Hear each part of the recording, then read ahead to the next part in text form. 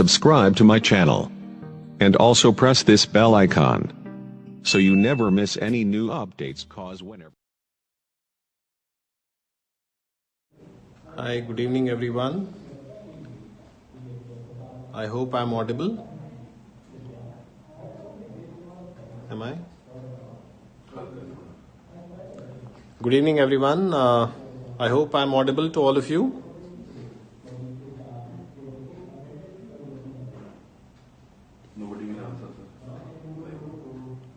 Okay, yeah, I got a message from Mr. Singhal saying yes, you are audible. So thank you very much everybody for giving me this opportunity today to speak to all of you. And this is, as you all must be knowing, with respect to COVID-19, which we are grappling with so much today. So just to give you an update, this disease started probably last year, maybe around October, November.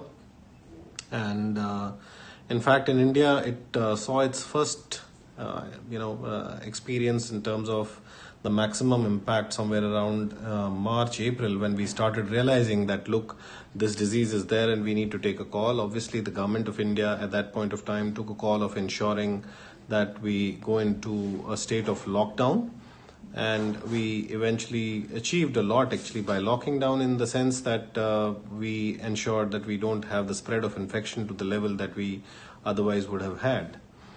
A lot still needs to be done as we are opening up, and this is obviously becoming very difficult state for almost everybody, because as you open up, you're going to be interacting with a lot of people, maybe interacting with a lot of those people who are going to have this infection subclinically, and you may not even know that they are actually infected, and yet they will pass on the infection to you. And therefore one needs to be very conscious about this fact. So if we look at the origin of this disease, the origin of disease, as is being mentioned across in a lot of WhatsApp and Facebook and many other updates which you get from social media, that this particular disease originated in China, and that too a lot of speculation is about the fact whether this disease actually erupted from a Wuhan lab, which I'm sure all of you would by now have realized that this has come up so aggressively on the social media as well as on the news channels. Now, whether it really came or emanated from that, and whether it is a biowarfare stuff which is happening or whatever, I'm really not the right person to be answering such questions, because obviously we're looking at something which is not very politically obvious to all of us. However, what is known is that this disease originated from bats, which is a fact, and the virus is known to be actually residing in bats and causing this disease primarily in humans when it gets transmitted from bats to humans. Of course, there is a lot of speculation about the animal market from where this emanated, which again is a point of concern and question. However, that could also be one of the possibilities. So as on date, we have millions of cases across the globe which are grappling with this disease. A lot of people have died across the globe because of the disease per se. And a lot of these people who have actually died have died not because the disease would have killed them. It is primarily the disease has incited what is called a very strong immune response from the body, and that eventually led to their death. So one needs to be very cautious in patients, who are having comorbid conditions. And when we say comorbid conditions, it means those people who are having diseases like diabetes, who are having diseases like hypertension, some immunocompromised states, cancer, etc.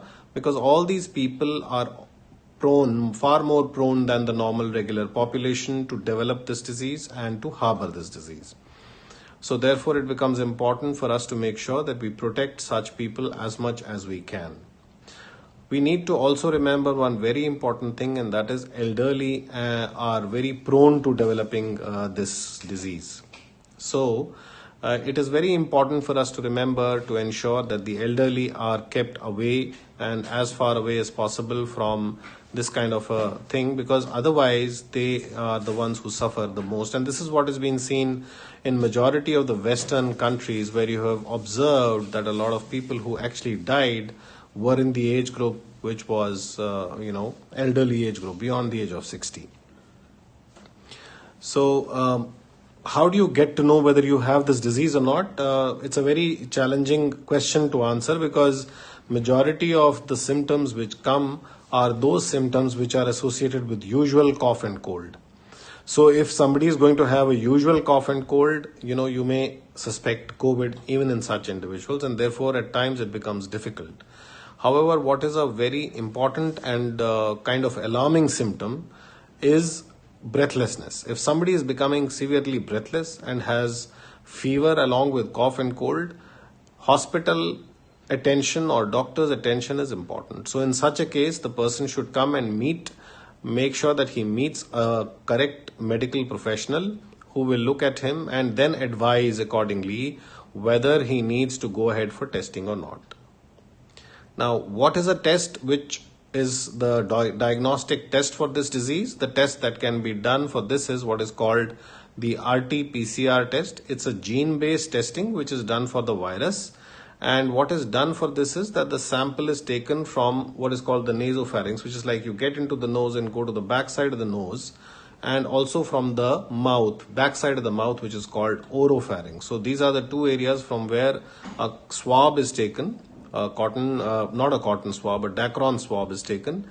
And then this particular swab is put into what is called a viral transport medium. So you need to make sure that you are carrying this sample in the viral transport medium, and that sample is eventually taken into the laboratory and processed for what is called the reverse transcriptase RT-PCR testing, or real-time RT-PCR testing. The test process, including sampling and everything, takes almost about 12 to 24 hours to get you the results back, because it's not a single test which is done. There are multiple tests which are put at the same time, and therefore people have to wait for at least 12 to 24 hours to get the results. And I'm sure all of you are already aware that government itself has taken the cognizance that this test report needs to be given within 48 hours. That is the directive of the government. And to go a step further, the honorable courts, High Court especially, has given the directives to all the laboratories to ensure that the test result is given within 24 to 48 hours. So this is how it is being practiced across. The only biggest challenge which all the laboratories face is the challenge of ensuring that you have adequate number of kits available and be able to provide the results in the shortest possible time. So every laboratory has got its own capacity to do testing, and sometimes the testing may be delayed because the number of tests that can be performed by the lab are limited, and that is where the biggest challenge comes. Now, when you do this testing, post the testing, whatever results will come. So if you are negative, you don't really need to be worried or do anything specific. And even if you come positive, if you're not having very severe symptoms, what the government is now expecting is they expect us to keep the patients in the home quarantine. So the idea is that the patients do not need to go into the hospitals. In any case, the beds within the hospitals can become a challenge. You may not have so many beds available. So therefore, in such circumstances, putting the patient in home care or in the care of their own confines, as treatment needs to be done, specific needs to be done. That specific treatment can be looked into and can be prescribed, and the person can take that treatment within the confines of their homes. And generally, it takes about 2 weeks to 3 weeks for people to recover, and post-recovery, most of the patients are not infective to the rest of the world. So therefore, it is helpful for people when they are getting infected, post-infection, they can just go back to their work and do their work as usual, as a normal thing. However, for people who are not infected, or for people who are normal, so-called normal, and not having any symptomatology of any kind, they just need to make sure that they do not contract infection from anybody. Now, for that, the simplest way to handle it is to make sure that you cover your face, nose and mouth completely. Like for instance, if you look at my mask here, I must make sure that my mask is covering the nose as well. So if I am not covering my nose, what we observe, a lot of people keep the mask like this, without covering the nose, which is wrong. The ideal methodology is to ensure that the nose and the mask both are covered, and that makes sure that your possibility of spreading infection or taking infection from anybody else becomes minimal or becomes the lowest. Also, in addition to this, we must remember that this infection gets transmitted by fomites. What do we mean by fomites? Fomites means any object that anybody else can also touch. For instance, doorknobs, door handles, or anything which you are sharing with each other. Sometimes you share phone with each other. Even those phones will become fomites, and any infection which is on these fomites will be transmitted from hand to hand. And invariably we have the habits of using our hands, touching our face, nose, mouth, etc. That's how this virus keeps traveling and reaches the nose and the mouth, and how eventually it goes and enters your lungs and then gives you infection. So this is what is general concept, and I'm sure a lot of you this would already have been known to you. What is again important is there are some questions which people keep asking, as whether it's a myth or a reality. For instance, I'll give you an example. A lot of people ask me, this is summer, and the moment the temperature is going to reach say 45 or 50, corona is just going to go away. But already we have reached a temperature of about 47, 48 degrees centigrade, and you can see that corona has really not gone away. It is still staying there. So therefore it's a myth that the temperature will actually give you a different it'll actually stop the infection. So that's again one thing which we need to keep in mind. Also, one needs to remember is that there are times when people have asked me that if I put water through one of my nostril and take it through the other, which is usually a practice in some of the Ayurvedic phenomena, that helps to ensure that the coronavirus does not enter your nasal cavity and eventually your lungs. Again, this is a myth. This does not really hold true, and one needs to remember that these kind of activities will not really help you. There is another possibility a lot of people talk about, and that's like having hot water bath. Just have a hot water bath and you will become better. Now again, this does not really work because the virus stays in your lungs at 37 degrees centigrade, and it really does not give me any significant information. So there is a question which Mr. Sanjay Khurana is asking me live, and he's asking, kindly let me know, is corona silent or means there is no symptom and still it's corona? Yes, this is very much possible. This is what is called asymptomatic COVID patients. That means you have absolutely no symptoms at all, and yet you have a COVID disease, which is seen in almost about 80 to 85% people in population. So a lot of people who are around there, they will be actually having the disease, but you will not be able to pick that out that this person has a disease, because he will be absolutely normal, hale and hearty, eating, sleeping, doing everything just like a normal human being. So these important aspects need to be kept in mind, and myths are some things which we need to take out of mind. There is one question which was asked to me by somebody, said, if when you say that alcohol actually kills this virus. So if this alcohol is used on the hands, you rub the hands and you kill the virus, why can't I just drink alcohol and it will become better? The problem is that the virus stays in the lungs and alcohol goes in the stomach, and there is no connection there. So therefore, the virus cannot be killed by drinking alcohol. Yeah, you can become a bit cuckoo by drinking alcohol, but virus will still remain in the lungs, and that will not really go away. The other important question which a lot of people have asked me is, what if I take sanitizer and put it into my drink it? Like for instance, in fact, in one of the meetings, Mr. Trump had also suggested, take sanitizer, drink it, and you will become better. God forbid this should never be even tried, because this is a poison. It will kill. It will not kill the virus, but it will surely kill the human being. So all these myths which are there with respect to this particular disease and virus, one needs to keep in mind and ensure one is not taking it lightly. Now there's another question which Mr. Naresh is asking me, can corona recur after some time?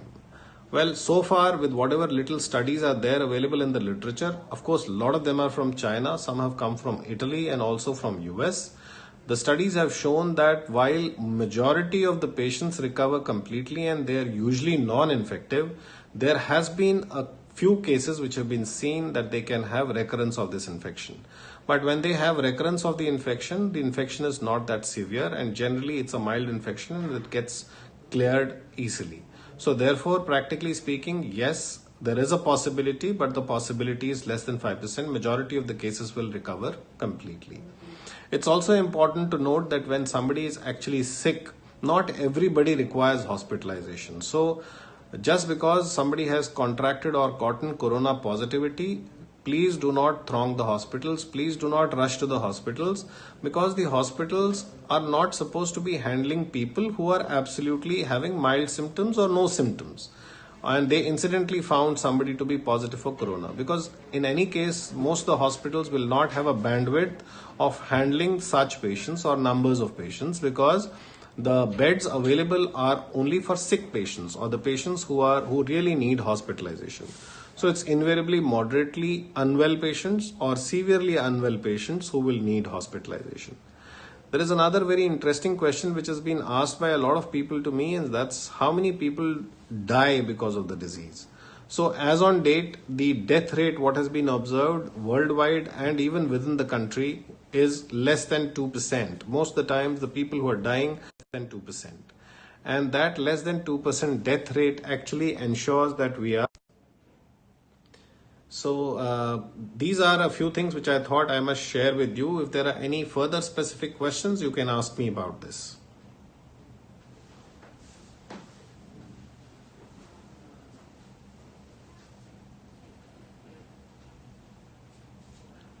So I can see that the questions probably, okay, the question is, when should we approach the hospital? So the answer to this question, when we need to approach the hospital, is that the moment we are having breathlessness, if I have fever with cough and cold, I must try and meet a medical practitioner locally as much as I can, get to know whether there is a possibility of corona. If there is, they will recommend a testing, and if testing comes positive also, it doesn't mean that you have to get hospitalized. What needs to be done in such a circumstance is that you will have to then come to the hospital, take a plan of treatment, and go back to your home and stay home and take that treatment. You might need hospitalization if you start becoming breathless, or if you start having other symptoms like palpitations or any symptoms related to heart. So all these will be important points of somebody, who will need to come and be in the hospital. So as far as medicines there is a question which somebody is asking, share some medicines or multivitamins that might increase immunity level. The concept of increase of immunity level is actually a thought which is generally prevalent amongst the population. However, what is expected is that usually most of the people would advise taking vitamin C, which is not a bad idea because it's anyways a water soluble vitamin and does not cause any complications significantly. Other than that, there is no other medication which is given usually for this particular case. The reason is that it will need monitoring. Like for instance, if we talk about hydroxychloroquine or we talk about any other antibiotic like azithromycin, etc., when these medications are to be given, they are to be given only under medical supervision. So generally speaking, if somebody has fever, crocin is a good medication to take, and amongst the vitamins, vitamin C would be a good thing to handle. Now, can I contract corona if I don't remove my mask and touch my face when I go in public? Well, that is the best that you can do, that you can cover your mask completely. As I mentioned earlier, make sure that your nose and your mouth are completely covered, and at the same time not dealing with something which is somebody is having, and maintaining social distance. Again, that's very, very important. As long as we are maintaining social distancing and as long as we are maintaining masks appropriately on our face, possibility of getting this infection becomes very, very low. So I think this is what one needs to remember, and I hope this will help you for taking further care of yourself, because it's important, considering that now we are opening up. We need to make sure that we take care of ourselves. There's another question of drinking hot water increases immunity. Well, I don't know about the immunity part of it, but it is a well-known fact. If you keep your mouth and your throat moist, the chances of infection are apparently reduced. Again, this is no scientific evidence to suggest that, but there is a faith and a belief that if you drink regular lukewarm water and keep your mouth and throat moist, it will help you to reduce the chances of infection. So there is also some in one question which says people are saying that it can also start from eyes.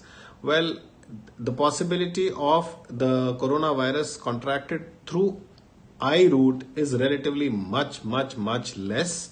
Having said that, the possibility the moment it reaches the eye, that means there has been a splash, and that splash can eventually become an aerosol and can reach through your nose and mouth and reach the throat. So therefore it becomes important for one to make sure that you are covering your any eyes and nose, especially if you're dealing with patients like that. So for all healthcare workers, it's important to wear that shield, face shield and stuff like that. For people who are not dealing with such kind of thing, possibility of this affecting them is much less.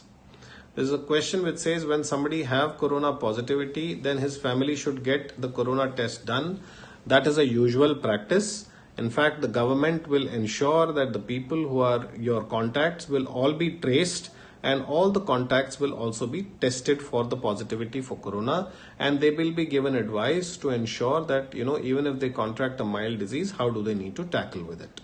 So yes, that testing is done. It is a part of the mandate by the government, and it is a process which is being followed in almost all the laboratories. So I hope I have answered majority of your questions, and I hope it is going to be of some use and help to you. Okay, so there is a question which says lot of masks are available, which is the best one? Well, as far as the masks are concerned, masks are available. We just need to make sure that so the people who are not exposed to patients at large, they don't need to really have N95 mask. This is something which I can tell you for sure. And a triple layered mask which can be done by just a handkerchief is good enough. And as long as that is possible for you to handle, more or less you will be able to take care of your issues completely. Now, how can one check if anybody is asymptomatic? Well, the only way to check somebody who is asymptomatic is by testing, and unfortunately government does not allow anybody to test if he is asymptomatic. So therefore, going ahead with testing right, left and center, at least at this point of time, is not allowed by the government. So therefore, testing is not the modality. The only modality which I would again and again stress on is ensuring covering your nose and mouth, and also making sure that you wash your hands regularly and maintaining social distance. So as long as we are able to take care of this, most of the issues will be sorted. Okay, so I think I would and in the end, I would conclude by putting up a thank you note to all of you. Most importantly, I am extremely grateful to Mr. Aghosh Singhal for coordinating this whole activity so brilliantly. It's my first experience on Facebook Live, and thank you very much for making this happen. And it was an efficiently organized live session. I also would like to thank Mr. Amit Garg for his special initiative and the back-end support which he has provided for this. Thanks to Shahzad Bhai, Mr. Shahzad Mirza from BLK, for arranging this with your club tonight. And last but not the least, I am thankful to the entire Roshanara management and the club for thinking out of the box and ensuring that this is possible to have been done. I hope it was useful to all of you, and thank you very much. Should there be any further discussions at any point of time, we can again have sessions with you, and thank you very much for sparing your time today.